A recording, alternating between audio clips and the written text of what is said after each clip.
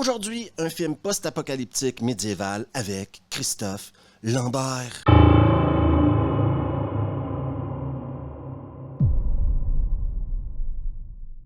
Où Vendredi Nanar est rendu au point de vous montrer des cosplays entre amis tournés en Roumanie.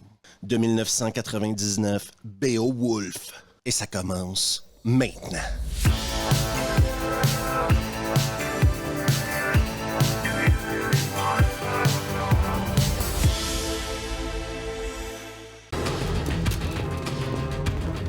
Le film commence dans un château où plusieurs soldats semblent se préparer à la guerre. Et je vous avertis tout de suite, la musique techno, ça risque de me saouler assez vite. Viens te battre, boucher!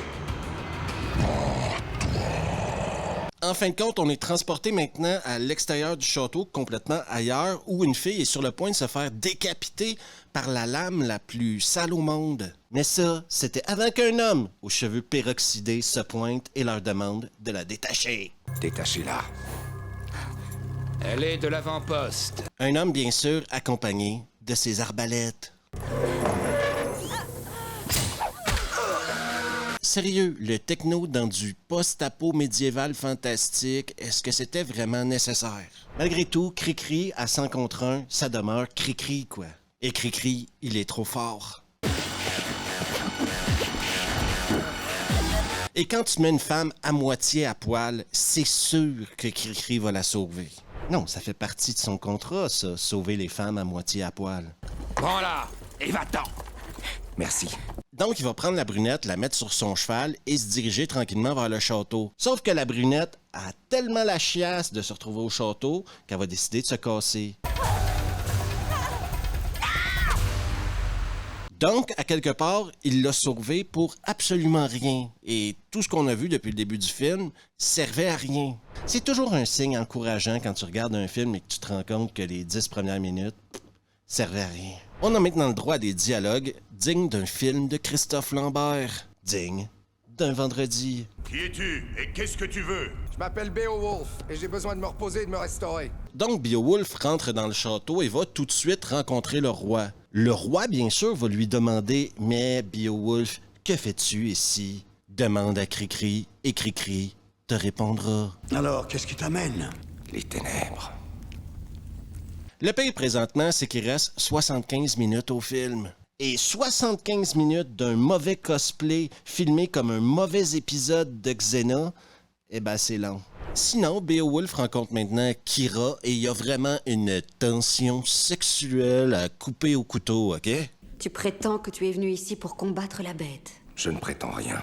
On se transporte maintenant dans la cour du château où il y a Chevalier Ducon qui est en train de donner un entraînement de combat de kung-fu, apparemment chorégraphié par un aveugle.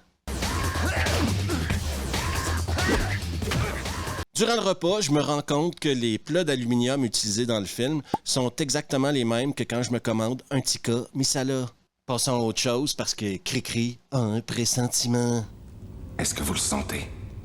Sentir quoi? Ils vont découvrir le maître d'armes qui a été assassiné. On s'en fout parce qu'ils l'ont pas vraiment développé, ce personnage-là. Donc, son fils va prendre sa place.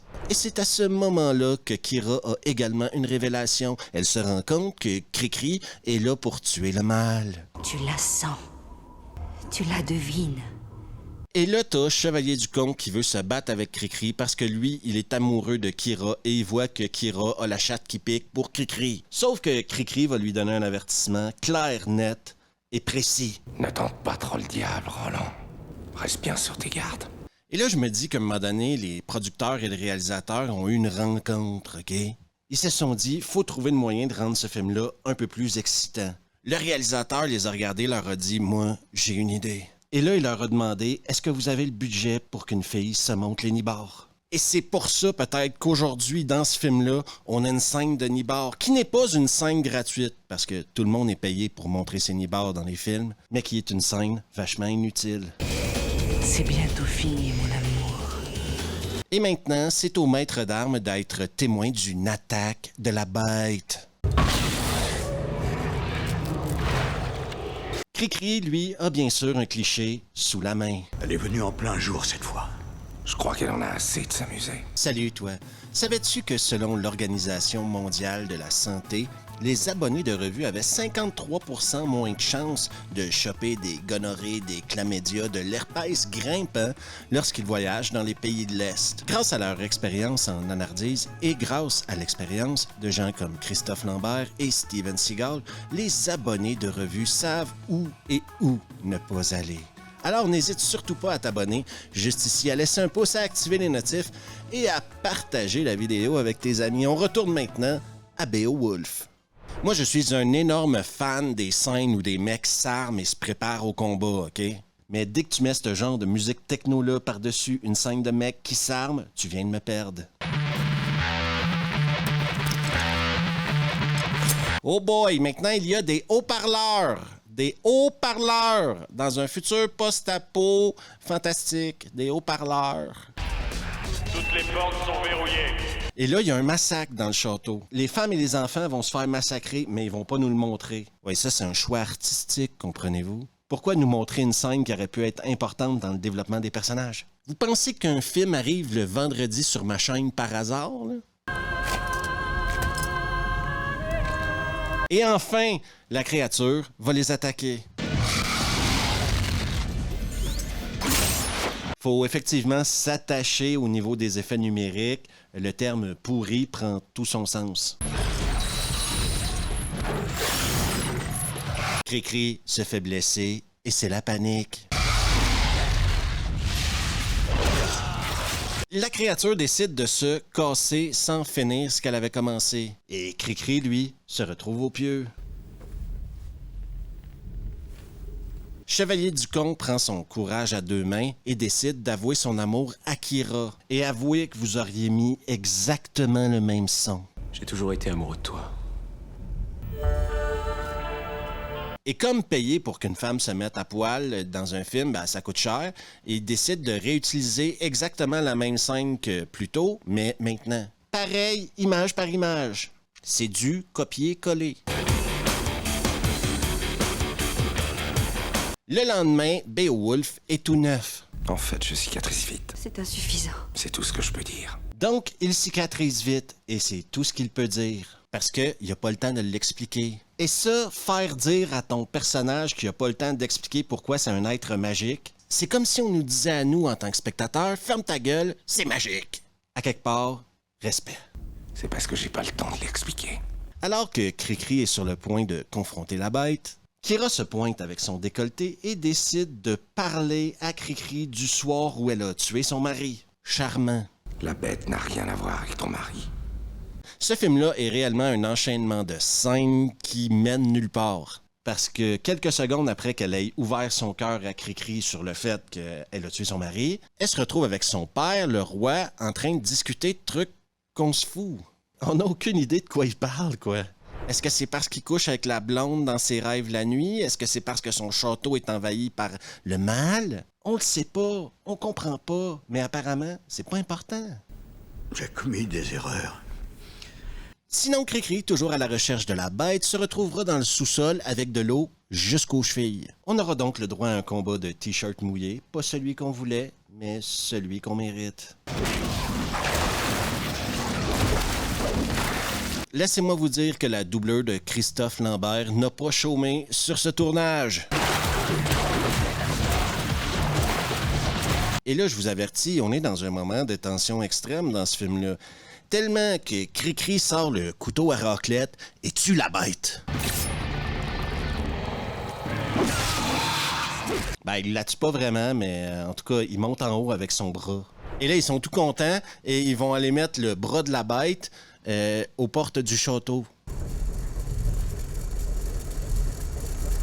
Cricri, dans sa tête, il a tué la bête, donc c'est le temps pour lui de partir. Sauf que Kira a tellement la chatte qui pique qu'elle peut pas laisser partir Cricri sans lui ouvrir les portes de son jardin secret. Qui te dit que ce n'est pas ma magie qui t'a amené jusqu'ici?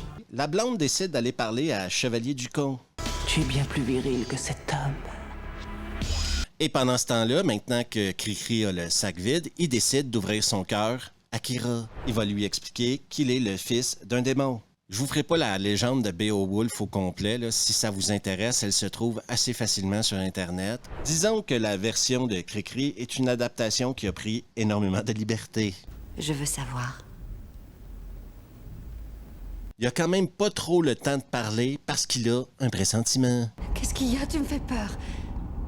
Elle est ici. Donc, comme vous pouvez l'imaginer, on a ajouté un boss final à ce film-là. Et à la surprise générale, le boss final, c'est la blonde. Tu es une putain! Tes mots sont durs pour la mère de ton enfant. Beowulf va achever la bête à qui il avait déjà coupé un bras. C'est sûr que se battre contre un manchot, c'est toujours plus facile. Et nous, on attend toujours le combat final entre la blonde et Cricri. Sauf que présentement, il y a une chier de blablabla, bla blablabla, bla blablabla, bla. Ça, le blablabla, blablabla, blablabla, dans un anard, c'est primordial. Parce que si les mecs qui ont écrit ce genre de film-là ont pas dit leur lot de conneries dans un film, eh ben ils ont pas le sentiment du devoir accompli. Je veux que tu viennes en moi.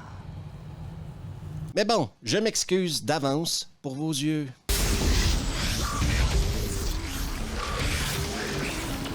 C'est clairement du graphique niveau Nintendo 64, PS1, quoi.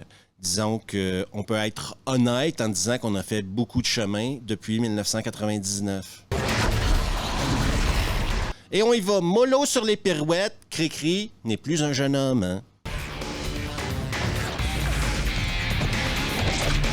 Et devinez quoi? Beowulf finira par tuer le boss final. Et c'est la fin de Beowulf avec un effet de château en train de cramer tout pourri. Selon Christophe Lambert, le film devait avoir un budget de 25 millions et il s'est tourné avec 3,5 millions. Mais notez que quand Christophe Lambert fait un gros nanar, c'est souvent une excuse qui sort. Les producteurs. Budget ou pas budget, le film est sorti au cinéma. Et ça, c'est inexcusable, quoi. Le premier truc qui va vous frapper dans ce film-là, ok, c'est qu'on nous transporte dans un univers post-apocalyptique, médiéval, fantastique, ok? Sauf qu'on nous l'explique jamais. En tout cas, moi, j'ai pas vu de narration au début, j'ai pas vu de texte, j'ai pas vu de phrase dans le film qui nous expliquait qu'est-ce qui s'était passé dans le monde pour en arriver là. Et à la base, créer un univers post-apocalyptique, médiéval, fantastique, c'est pas une mauvaise idée. La mauvaise idée, c'est de mélanger des contes et légendes avec un univers comme ça. Déjà, le conte et légende de Beowulf, je pense que c'est une lecture obligatoire quand t'as genre 12 ou 13 ans, là, si je me souviens bien. La légende de Beowulf, ouah, c'est ce que c'est, quoi. Je suis sûr que quelqu'un un jour va réussir à transporter cette histoire-là au cinéma. Mais c'est pas Christophe Lambert. Déjà parce que Beowulf de 99 a vachement l'air d'un week-end de cosplay joué entre potes. Il y a quelques armes intéressantes, mais tout le reste est super cheap, quoi. J'ai déjà vu du post-apo italien avec des meilleurs costumes et des meilleurs décors que ça. C'est pour vous dire. Mais le plus gros défi en regardant ce film-là, c'est pas tant de le regarder que de l'écouter. Laissez-moi vous dire que la deuxième écoute de ce film-là, à réentendre la musique techno pourrie pendant 1h30 a été infernale. C'est incroyable comment la musique peut te pourrir un film, quoi. C'est une purge, passer à travers la musique de ce film-là. Une vraie purge, quoi. Mais d'un autre côté, ça rajoute à la nanardise du film.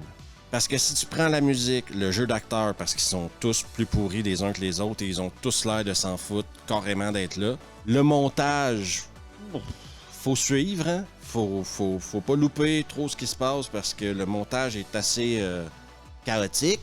La réalisation, c'est vraiment genre un mauvais épisode de Xena, quoi. C'est vraiment genre l'ensemble de l'œuvre qui fait de ce film-là un nanar. Et c'est là que j'hésite à conseiller ce film-là à qui que ce soit, ok?